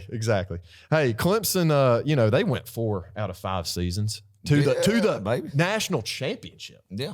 And Alabama. They've been 6 of the past 7 to the national championship. Why can't Georgia go back to the national championship? You're right, Clark, because my head, like I've said, I was going to come here and I was going to say Ohio State was going to beat us. Ohio State was going to play Alabama, and it was going to be Ohio State's year. I thought that C.J. Stroud, Bryce Young, what everybody wants, but in the national media, that's what I was going to say. But now you've done got me fired up, my heart, and then my heart's just speaking to me. And then when my heart and my head speaking, it's going to be Georgia, Alabama. And then when I went, heart, what I really want, give me Clemson, baby. Yeah. Shoot, I'd love to beat Alabama. The dream scenario would be go ahead, just not even let Alabama make the playoff. Yeah. Just go ahead and somebody pop them in the regular season, and then you just drive the nail in them. Because I want another SEC championship, Clark. Beat them in Atlanta. Go ahead and kill the king in Atlanta again. Well, we've already done it. Just dig them back up and kill them again and put them back in the ground again. So, and then go get Dabo and Clemson. That would be beat Ohio State. Go ahead and put Ryan Day, that trophy head, up on the wall. Mount him. You get him. Kirby gets him, pops him. And then go get Dabo and just really go 2-0 against Dabo. We're getting really. If there is anyone. We're getting really, really off. Yeah. If there is any pessimist Georgia fan out there, they are rolling their eyes. Hate us. I know there's a bunch of them out there. Chris Johnson, shout out to him. He listens. There's to a lot show. of really pessimistic Miami fan. He's a lot of them still have Justin Fields jerseys on their wall. That's true. Oh my gosh. Well, Adam, anything else you want to add to this wonderful, very thoughtful, thought-provoking Thank y'all episode. for sticking with us, man. In all seriousness, I really do think it'll be a great year for Georgia. And from where we went off the rails with playoff predictions, I do think Georgia will make it back to the playoffs. In all seriousness, Georgia will be back in the playoffs, Clark. I'm excited to see it, man. It's here again. It's been a fun offseason. An offseason, honestly, that I really don't want to end in a way that's bittersweet because I've enjoyed the national championship celebration. But now you're getting the hype machine back of defending it, going out there and just adding to the resume of Georgia football where it's at right now. Exciting games ahead, man. I'm excited about it. Tell us what game you're looking forward to the most. Tell us where you think that Georgia could slip up at. We'd love to see what you think Georgia's potential will be this season. We got some roster previews coming up, which all it means is we're getting closer and closer to game week. Live call-in shows, Clark. Concession stand reports, games of the week. Yes. And it's time to get back in the full swing of things, man. It's one of the best months of the year. God bless y'all. Go Dogs, Go Dogs. Hoo, hoo, hoo, hoo, hoo. Glory, glory, boys. It's your boy Respect from Buffalo calling after a lifelong walk with my dogs, Millie and Oogie. But I wanted to call in. You guys gave out the voicemail. So here I am. You know I did the homework. I'm ready, and I've got some things. So over here in Buffalo, still over the moon with the Bills drafting James Cook. The hype is real here. Like he's going to take this offense the next year. And Isaiah McKenzie taking off the slot. Whoo, them Buffalo Bulldogs are getting me so hyped. Which brings me to my idea for the show for this season. Dogs is the NFL segment, right? Where we shine a light on some of the past heroes of Athens. For example, 2 dogs made their NFL debut in the Hall of Fame game in Canton, Ohio this week. Our number 1 overall pick, Tavon Walker, made his presence so extremely early with a sack and maybe channeling a little bit of Richard Seymour going to that Hall of Fame, right? But not to be outdone, our boy Zeus had a few big carries and showed some hands for 11 for 52 yards and 3 grabs for 23 yards. Boy, them dogs doing work. Well, guys, miss you guys. Hope you're having a great summer, and I can't wait to hear some more podcasts. Go Dogs.